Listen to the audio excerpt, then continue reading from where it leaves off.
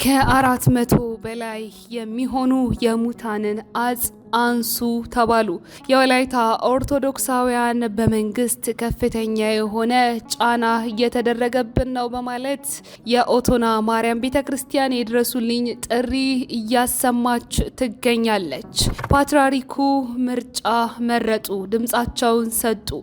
በአዲስ አበባ ሀገረ ስብከት የተካሄደው ምርጫ ህገወጥ ነው ተባለ። በርካታ ምዕመናንም ይህ ምርጫ ይቀልበስ እያሉም ይገኛሉ። ምዕመናንን ያላካተተ ምርጫ ሲሉትም አጣጥለውታል። ብፁዕ አቡነ ናትናኤል ታሪክ ሰሩ። ሰላም ውድ የጊዜ ቲዩብ ቤተሰቦች እንደምሰነበታችሁ፣ እንዴት ቆያችሁልን? ሰላም እግዚአብሔር ከእናንተ ጋር ይሁን። እንግዲህ በዛሬው የመረጃ ሰዓታችን አዳዲስ መረጃዎችን ይዘንላችሁ ተመልሰን መጥተናል።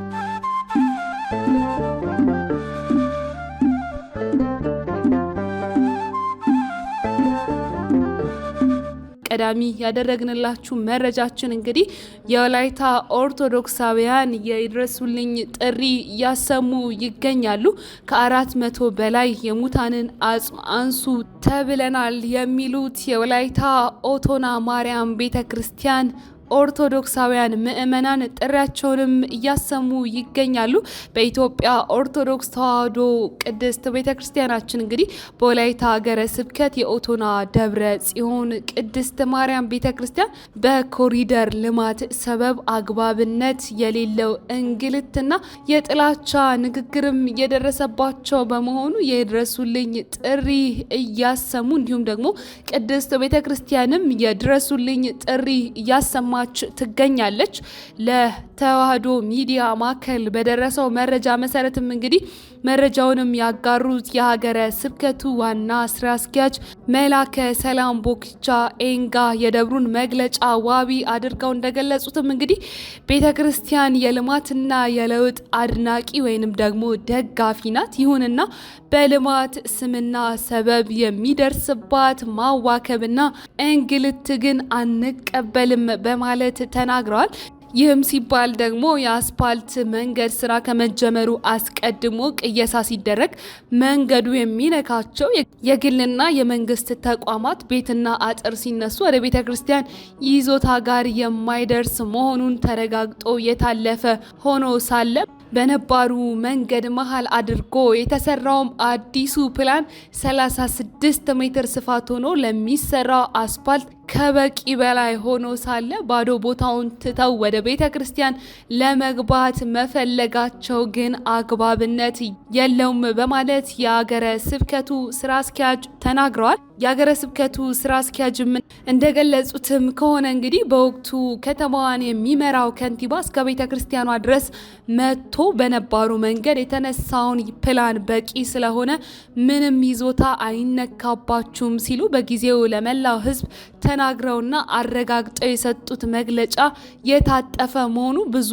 100,000 ሕዝብን የምትመራው ቤተ ክርስቲያን ከአስፓልት ስራ ጋር በተያያዘ ስራውን ዲዛይኑንና ስለሚነሳው ቦታም ሆነ ሌላም በሚመለከትበት ዛሬ ድረስ በደብዳቤ ጠራት ያናገራት እንዲሁም ደግሞ ያወያያትና ቦታው ድረስ ወርዶ ያጣራ አንድም ህጋዊ አካል በሌለበት ከዚህ ጋር ተያይዞ ምንም እንደሚነሳና ስንት ካሬ ቦታ እንደሚወሰድ እንኳን ሳይነገረን ለልማት አትተባበሩም ተብሎ በማህበራዊ ሚዲያ የስም ማጥፋት ዘመቻም እየተካሄደብን መሆኑ እንዲሁም ደግሞ በሊዝ በኢንቨስትመንት አዋጆች መሰረት አዲስ የሚሰሩ ፕላኖች፣ ፕሮጀክቶች ወይም ደግሞ የእምነት ተቋማት የቅርስ ቦታዎችና ማህበረሰብ አገልግሎት ሰጪ ተቋማትን ባደረገ መልኩ እንደሚሰሩ የሚደነግገው ህግ ቢኖርም ወደ ቤተ ክርስቲያናችን ጋር ሲደርስ ይህንን ሁሉ ህግና አሰራር በመጣስ ከፍተኛ ጫና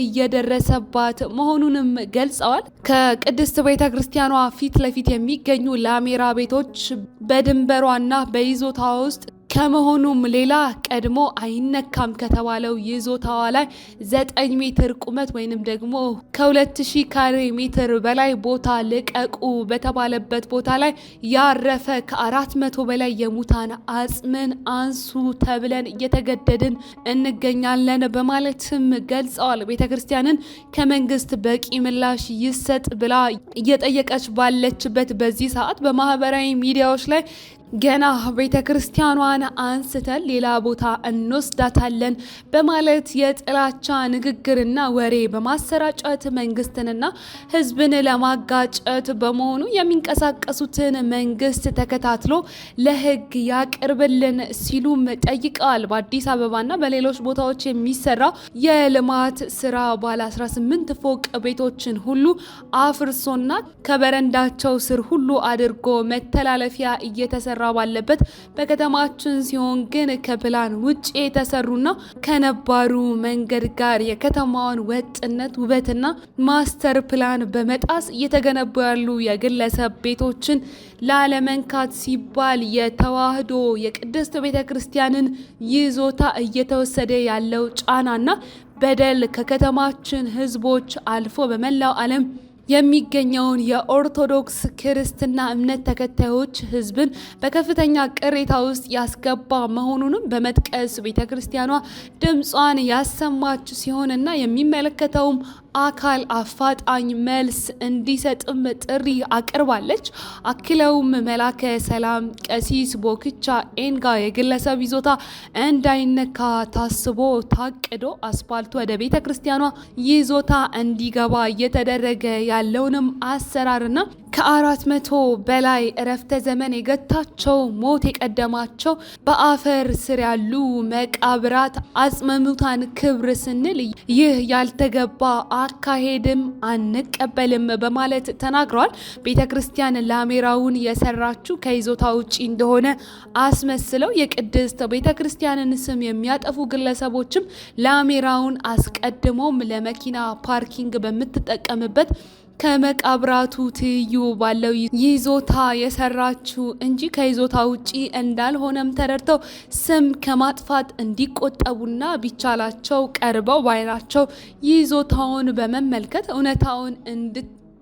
እውነታውን እንዲያረጋግጡም እናሳስባለን በማለትም ተናግረዋል። የላሜራው መነካት የመካነ መቃብሩ መነካት እንደሆነ በመግለጥም የኦቶና ደብረ ጽዮን ቅድስት ማርያም ቤተክርስቲያንን የአቋም መግለጫ የሚደግፉ መሆናቸውንም ለተቋማቸውም ገልጸዋል። ይህንንም መረጃ እንግዲህ ያደረሰን የተዋህዶ ሚዲያ ማዕከል ነው። ሌላኛው መረጃችን ደግሞ ተጭበርብሯል የተባለውን በመንበረ ጸባዖት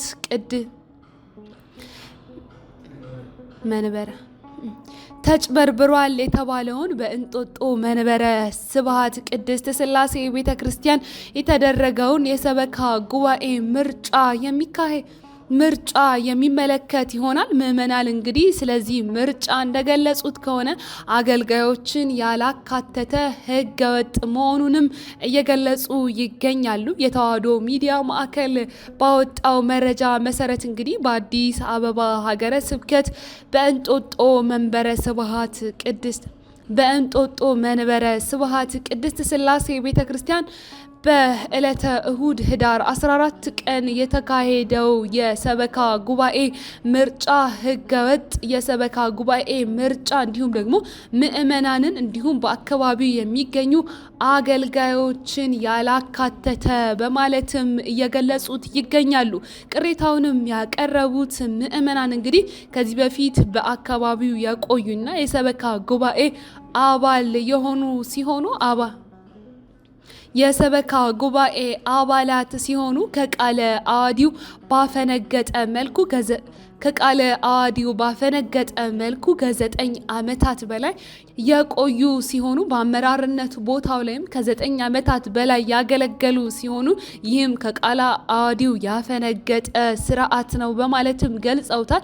በዚህም በተደረገው ተቃውሞ መሰረት እንግዲህ ከበላይ አካላት በተላለፈው ትዕዛዝ መሰረት ምርጫ ለማካሄድ ችሏል። ነገር ግን የምርጫ ሂደቱ ህግን ያልተከተለ በቂ የምርጫ ቅስቀሳ ጊዜን በቂ የምርጫ ጊዜ ያልተደረገበትና የምዝገባ ጊዜ ሳይሰጥ እንዲሁም ደግሞ ለምዝገባ በተሰጡት ቀናትም የምዝገባ ቢሮዎች ዝግ ሆነው ምዕመናን መጉላላታቸውን ይልቁንም የምርጫ ካርድ ቤት ለቤት ሲታደል ነበርም በማለት ገልጸውታል። እንግዲህ በአካባቢው ተመዝግበው የአባልነት አስተዋጽኦ እያደረጉ ከሚገኙ ከ5000 በላይ አባወራና እማወራ ከ150 ያልበለጡ ምዕመናን ብቻ የተሳተፉበት የህግ መሰረት የሌለው ምርጫ መሆኑም የተገለጸ ሲሆን ደብሩ ላይ ደሞዝ ከሚከፈላቸው አገልጋዮች ሌላ አገልጋይ አናውቅም በማለት በምርጫ ሂደት ላይ መሳተፍ አትችሉም ተብለናል ያሉት ደግሞ በአካባቢው ላይ የትሩፋት አገልግሎት የሚሰጡ ዲያቆናትም ይህንኑ ክስተት ገልጸውታል። እኛም ይህንን ምርጫ እንዳንመርጥ ተደርገናል በማለትም ተናግረዋል።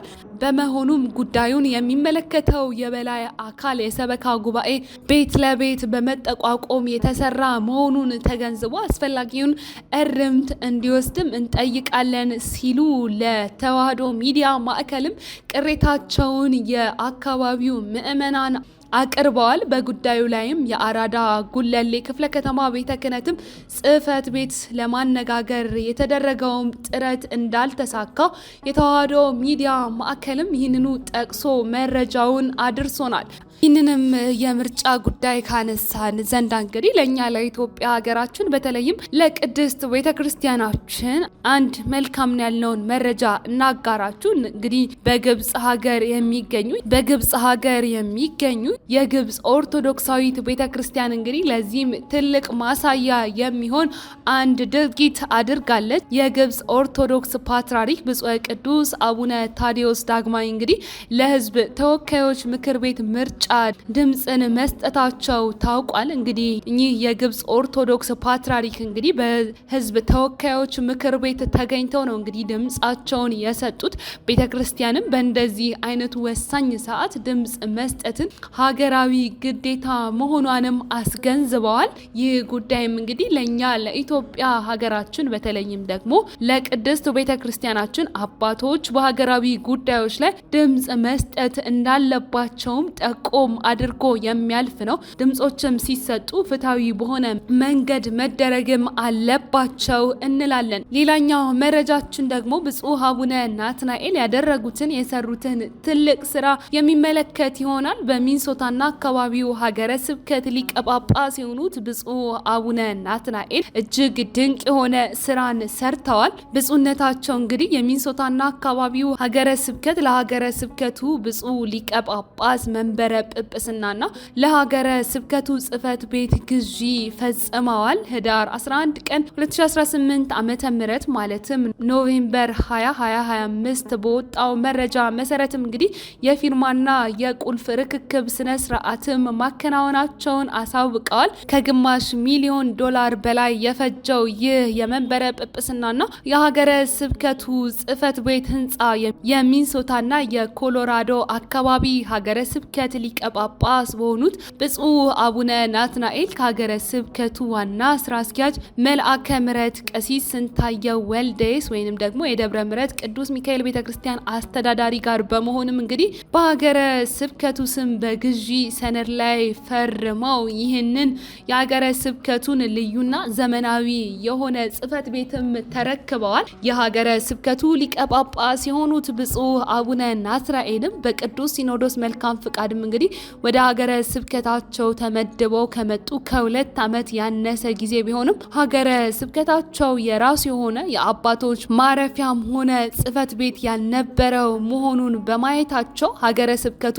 የራሱ የሆነ መንበረ ጵጵስናና ጽሕፈት ቤትም እንዲኖረው ለማስቻል በሀገረ ስብከቱ መዋቅር ስርም በሚንሶታ፣ ሳውዝ ዳኮታና አይዋና እንዲሁም ደግሞ በሌሎች አካባቢዎች በሚገኙት አብያተ ክርስቲያናት በመዘዋወርና ችግሩን ለመላው ካህናትና ምዕመናን በማሳሰብና በመናገር በአጭር ጊዜ ውስጥ እንግዲህ ለዚህ ዓላማ የሚውል ገንዘብ እንዲሰባሰብ በማድረግም ሀገረ ስብከቱን የታላቅ ቅርስ ባለቤት እንዲሆንም አስችለዋል። የሀገረ ስብከቱን መንበረ ጵጵስናና ጽሕፈት ቤት ግዢ ለመፈጸምም የሀገረ ስብከቱ ስራ አስፈጻሚ በብፁዕነታቸው አመራርና መመሪያም ጉዳዩን አጥንቶ የግዢውንም ሂደት የሚያቀላጥፍ ኮሚቴ በማቋቋምም እንግዲህ ሂደቱ በተሳካ ሁኔታ እንዲከናወንም አስችለዋል። የሀገረ ስብከቱ መንበረ ጵጵስና ጽሕፈት ቤትም ግዢ ኤጀንሲ ሆነም የግዢ ሂደት ያስፈጸሙት አካላትም ከ$13,000 በላይ ለሀገረ ስብከቱ በመስጠትና ሌሎችንም በማስተባበር እንግዲህ ከግማሽ ሚሊዮን ዶላር በላይ በማሰባሰብም ይህንን ስራ ሰርተዋል። ብፁዕነታቸውም ትልቅ ታሪክ አስቀምጠዋል። በዚህ ስፍራም ብፁዕነታቸው የሰሩትም ስራ ትልቅ ስራ እንደሆነም በበርካቶች እየተነገረም ይገኛል። ውድ የጊዜ ቲዩብ ቤተሰቦቻችን እንግዲህ ለዛሬ ያዝንላችሁ መረጃችን ይህንን ይመስል ነበር። በሌላ መረጃ እስከምንገናኝ ድረስ እንግዲህ ሰናይ ጊዜ ለእናንተ ተመኘን።